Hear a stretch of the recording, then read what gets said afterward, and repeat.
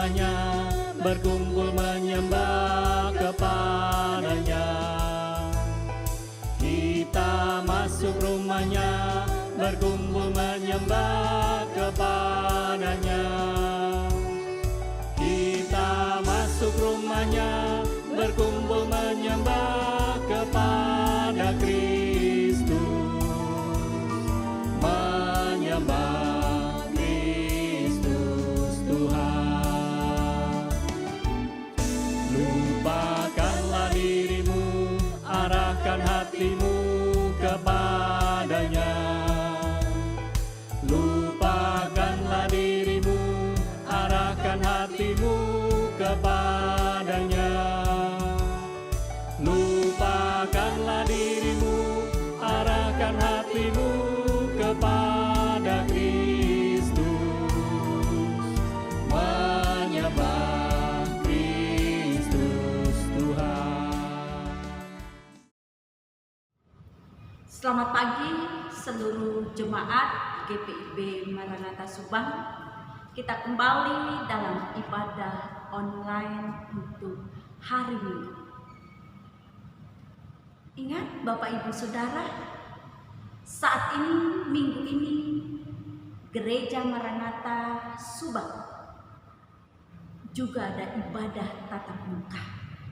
Jadi, bila kita yang sehat, mari kita datang bersekutu di rumah Tuhan.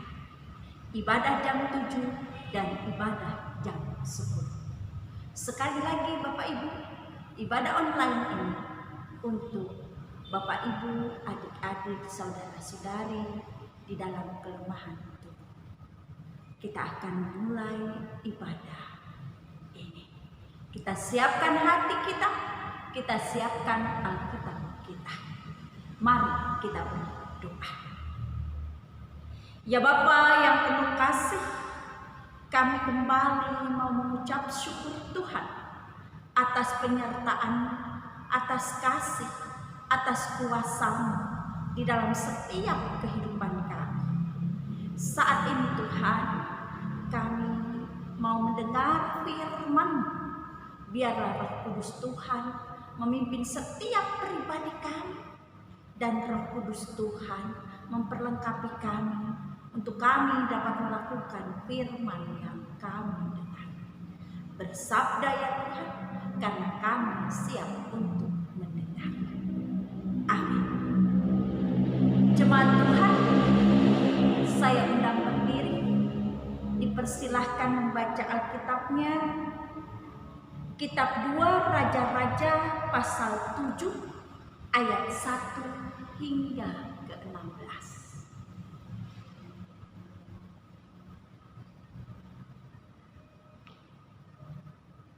Bapak Ibu, renungan online kita pagi hari ini didasari dari ayat 1 ke 5 dan ke 7. Demikian bunyinya. Lalu berkatalah Elisa, dengarlah firman Tuhan. Beginilah firman Tuhan. Besok kira-kira waktu ini sesukat tepung yang terbaik akan berharga. Sesikal dan 2 sukat jelai akan berharga. Sesikalnya di pintu gerbang Samaria. Ayat ke-5. Lalu pada waktu senja, bangkitlah mereka masuk ke tempat perkemahan orang Arab.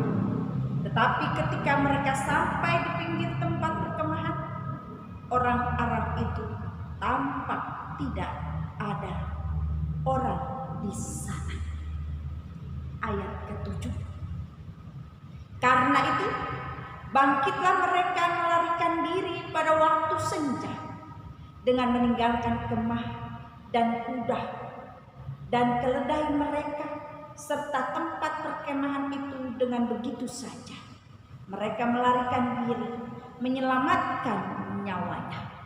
Demikian pembacaan firman Tuhan. Terpuji Kristus. Haleluya.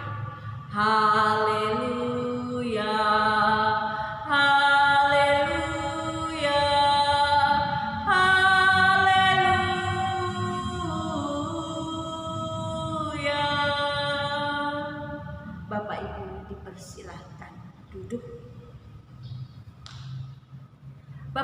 saudara yang terkasih, bagian bacaan kita pada pagi hari ini yaitu 2 Raja-Raja pasal 7 ayat 1 sampai ke 16.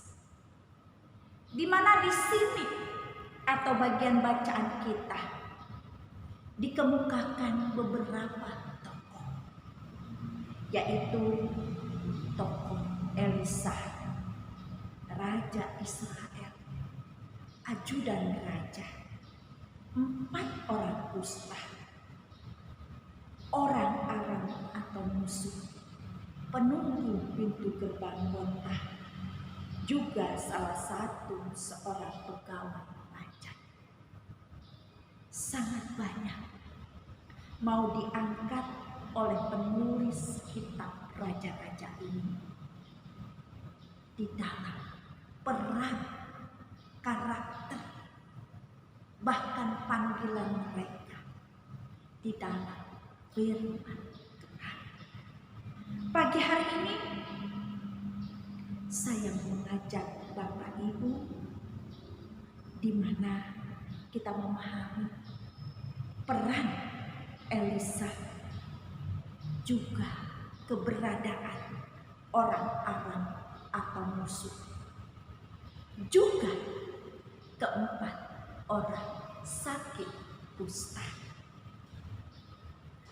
Bapak Ibu saudara yang terkasih, keberadaan saat itu di mana bangsa pilihan Tuhan, orang Samaria, dikepung oleh orang Aram. Dan ini terjadi sangat lama, sehingga terjadilah penindasan yang sangat hebat, dan terjadi kelaparan yang sangat hebat,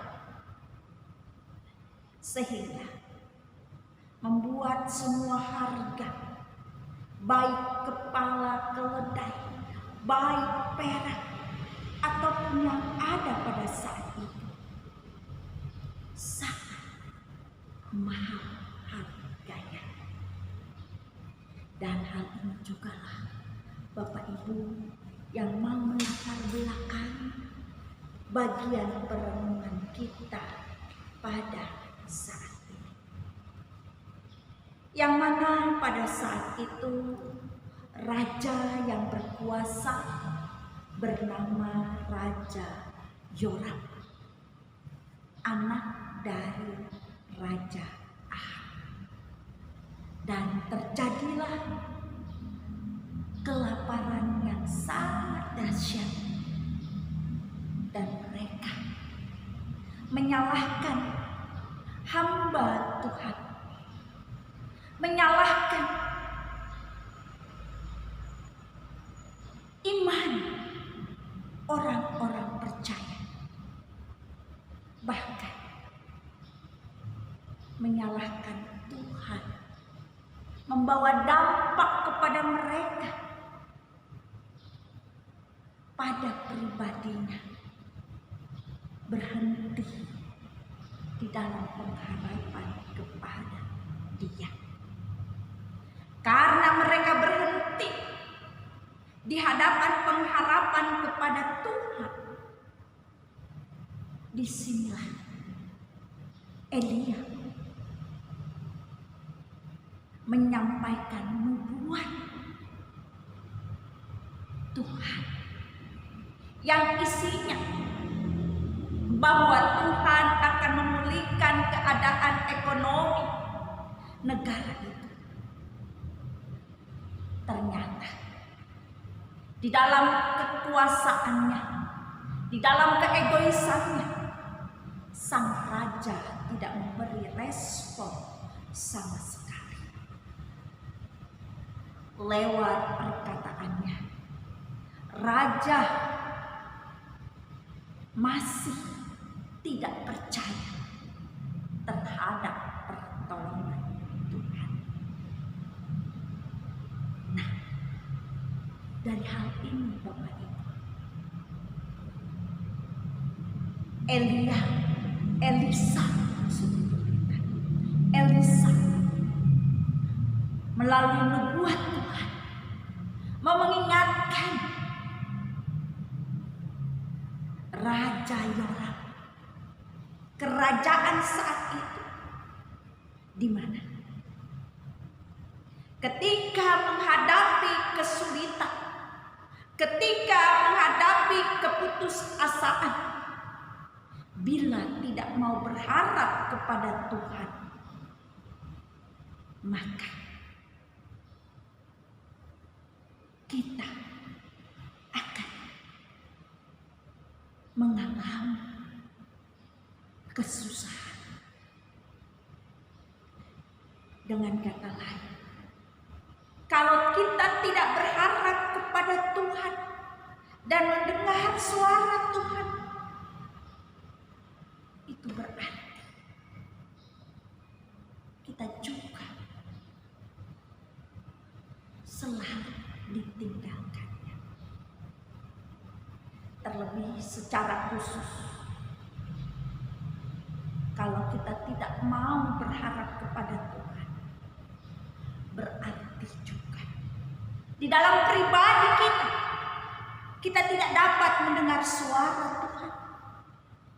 Kita pasti akan berpikir negatif dan kita tidak percaya adanya mujizat. Inilah nasihat Elisa yang mau disampaikan kepada kerajaan pada saat itu, Raja Yoram, juga kerajaan Aram, juga orang-orang Samaria. Pada saat itu Elisa sebagai seorang nabi, dia tahu bahwa Raja Yoram tidak akan meresponnya. Maka di hatinya pun Elisa takut, khawatir, di mana raja akan membunuhnya, di mana raja akan menolaknya. Tetapi apa yang Elisa lakukan Bapak Ibu? Ternyata Elisa tidak terbelenggu dengan keadaan yang ia hadapi. Ia menyadari ia dipakai Tuhan untuk menyampaikan pesan nubuat Tuhan, yaitu bahwa Tuhan akan memulihkan keadaan ekonomi Israel. Elisa akhirnya di dalam percaya yang teguh tetap menemui raja dan menyampaikan pesan Tuhan pada raja dan kerajaan pada saat itu. Memang pesan yang disampaikan Elisa itu mungkin dalam pandangan raja sangat mustahil. Tetapi di sini Elisa tetap menyampaikan suara Tuhan tanpa takut dan khawatir kalau isi nubuat itu justru yang akan menyelamatkan, memulihkan bangsa pilihan Tuhan. Hal yang kedua di sini yang mau disampaikan dalam figur Elisa, ternyata di dalam kehidupan kita jangan pernah kita terbelenggu dengan keadaan apa yang kita hadapi semata-mata. Tetapi di dalam pengharapan tadi, kita pasti mampu mendengar suara Tuhan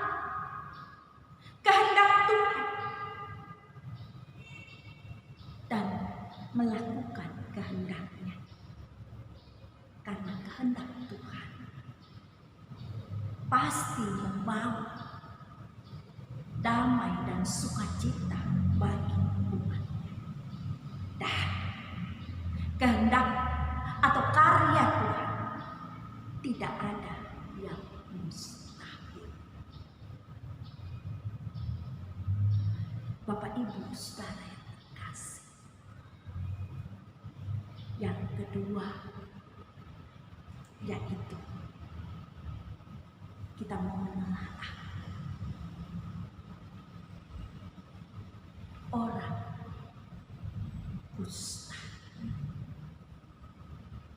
di mana dalam bacaan di sini 4 orang kusta, mereka berada di luar tembok kota. Mengapa? Karena orang kusta dianggap najis. Jadi mereka tidak boleh tinggal di dalam kota. Dan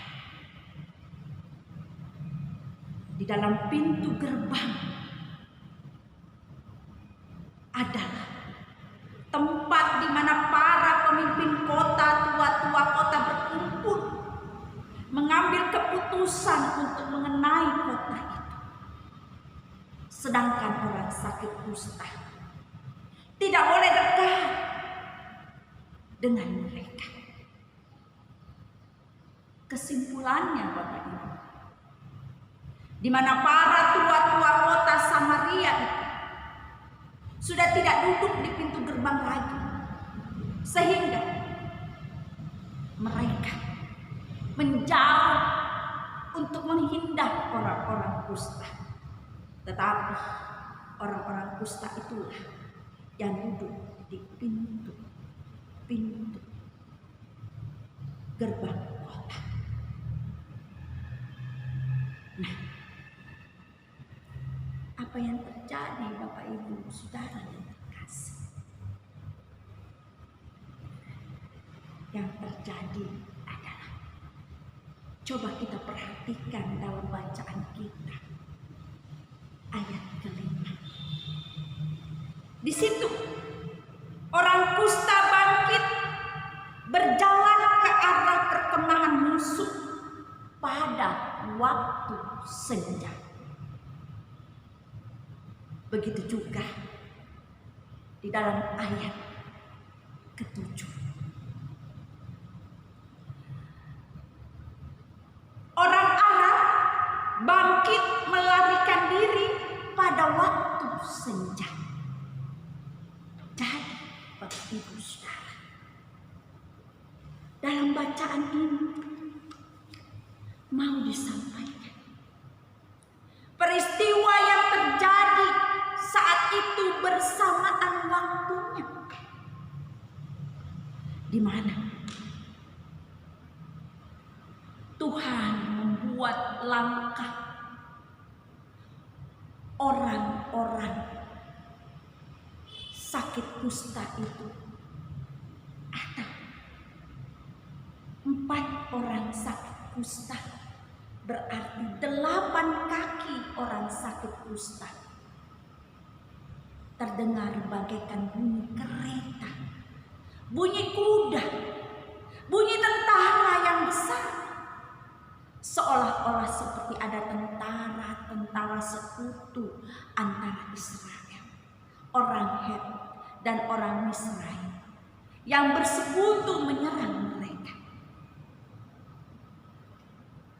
Disinilah mereka percaya, di mana langkah ribuan malaikat Tuhan, suara kereta surga.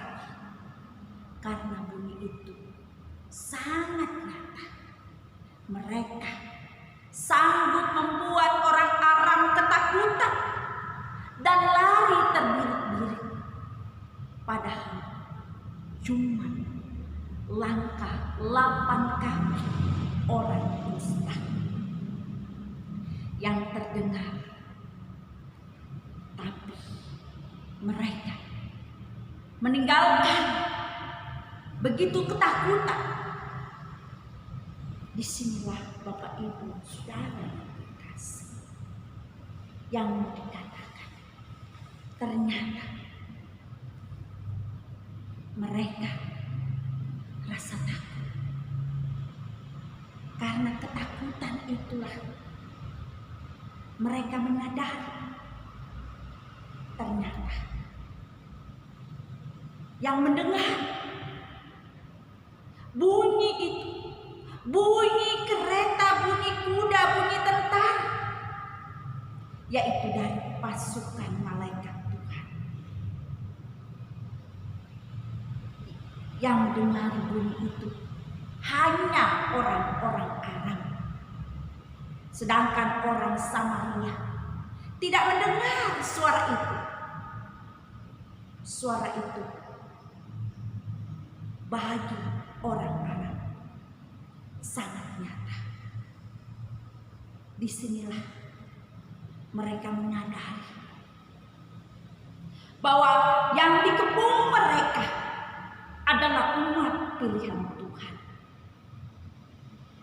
Jadi mereka harus berhadapan dengan Tuhan. Dengan kata lain, Bapak Ibu Saudara, peristiwa ini mau menyatakan di mana Tuhan berperan untuk menyelamatkan orang-orang Samaria, umat pilihan Tuhan. Tuhan memakai caranya yang tidak pernah terbayangkan, yang tidak pernah terpikirkan, bahkan tidak pernah masuk akal. Tetapi Tuhan memberi penyelamatan bagi bangsanya. Di satu sisi orang Arab ini merasa begitu ketakutan karena mereka yang tadinya tidak percaya mengikuti pemerintahan dan berlari meninggalkan 4 orang sakit kusta. Dalam bacaan ini dengan jelas 4 orang sakit kusta itu sampai di perkemahan menemui apa yang mereka perlukan, makanan. Juga di dalam kelaparan itu mereka tidak egois, mereka memberi kepada orang-orang lain. Bapak Ibu Saudara yang terkasih, dalam hal ini di mana kita mau diingatkan, kita dapat merenungkan ternyata Tuhan memakai karyanya, memakai kuasanya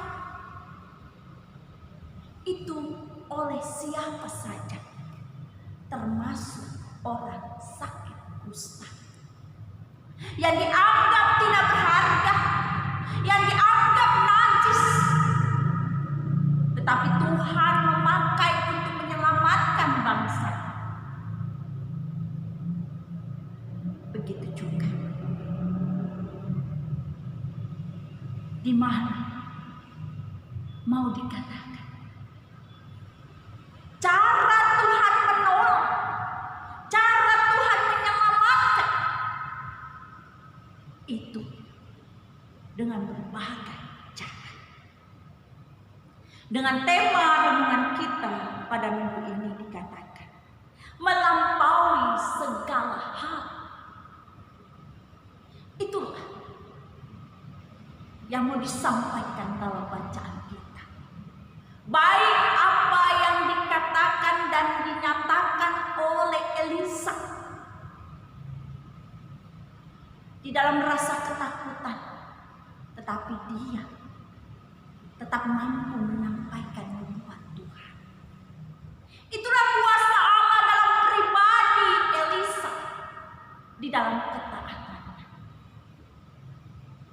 Dan bagi kerajaan atau raja Yoram yang merasa tidak mungkin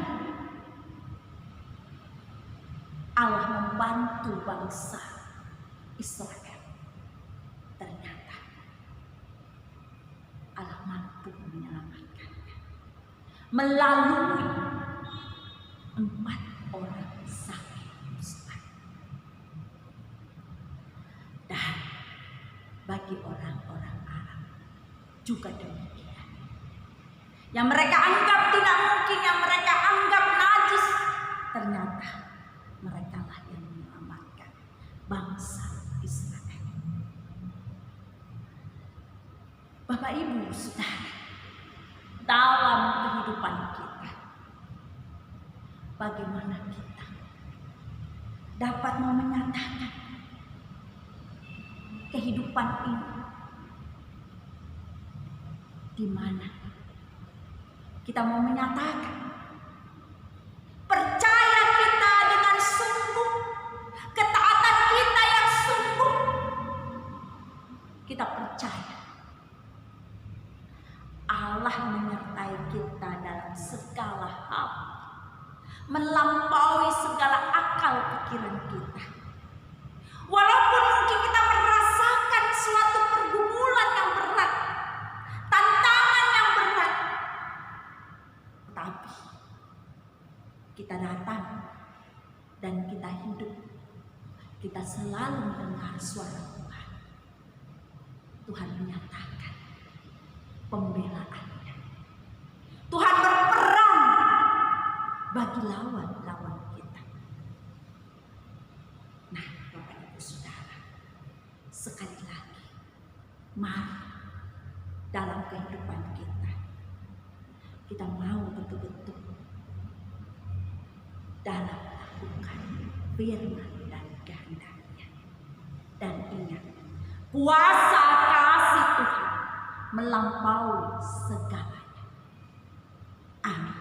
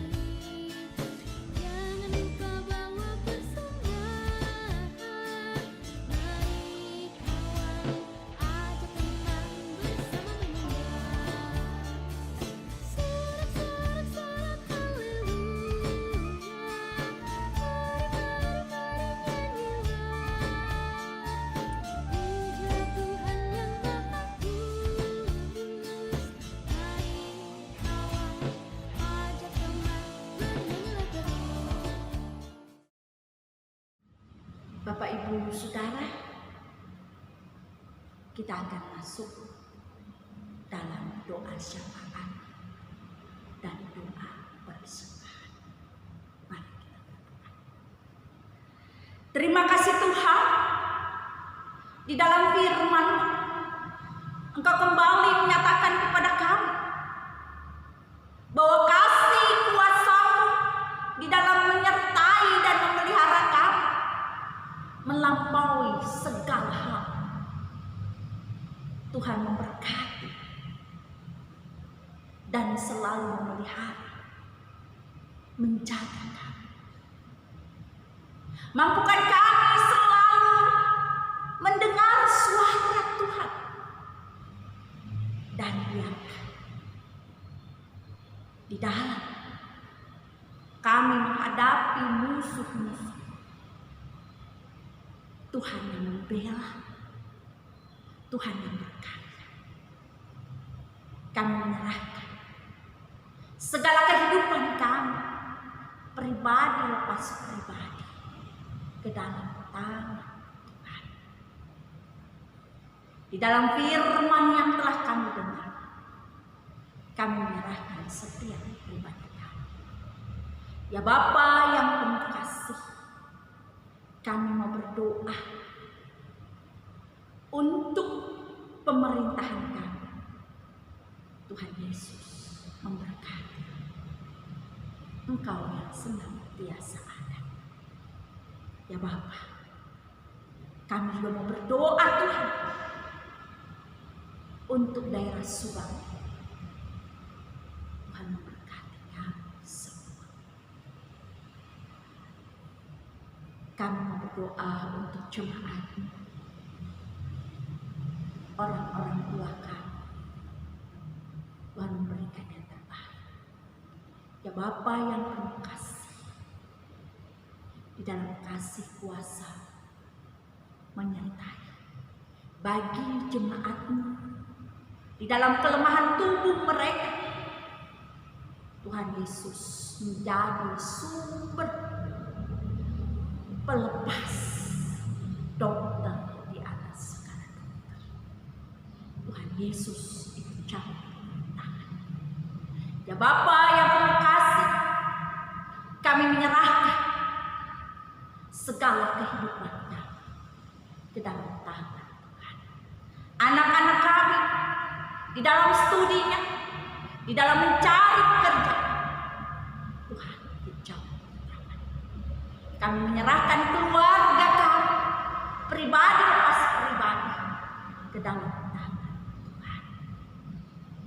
Tak lupa Tuhan, kami mau berdoa untuk persembahan kami. Tuhan Yesus ikut campur tangan dan persembahan biar menjadi kemuliaan kami. Inilah doa permohonan kami demi nama anak Yesus Kristus yang telah mengajar kami berdoa bersama. Bapa kami yang di surga, dikuduskanlah nama-Mu, datanglah kerajaan-Mu, jadilah kehendak-Mu di bumi seperti di surga. Berikanlah kami pada hari ini makanan kami yang secukupnya, dan ampunilah kami akan kesalahan kami, seperti kami juga mengampuni orang yang bersalah pada kami. Dan janganlah membawa kami ke dalam pencobaan, tetapi lepaskanlah kami daripada yang jahat. Karena Engkaulah yang empunya kerajaan dan kuasa dan kemuliaan sampai selama-lamanya. Amin.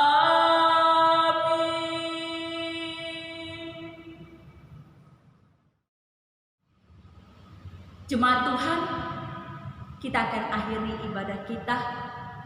Saya undang berdiri.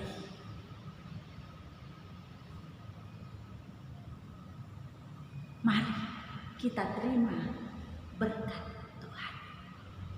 Arahkanlah hati dan pikiran pada Tuhan, dan terimalah berkat-Nya. Tuhan memberkati engkau dan melindungi engkau.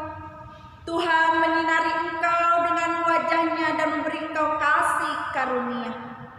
Tuhan menghadapkan wajahnya kepadamu dan memberi engkau damai sejahtera. Amin. Amin.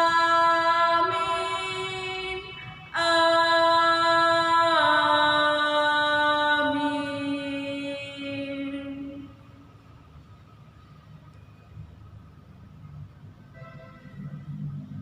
Bapak Ibu,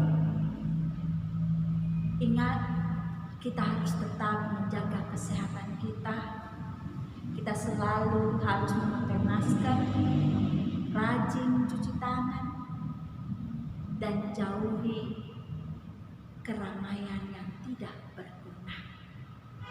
Dan tetap melaksanakan protokol kesehatan.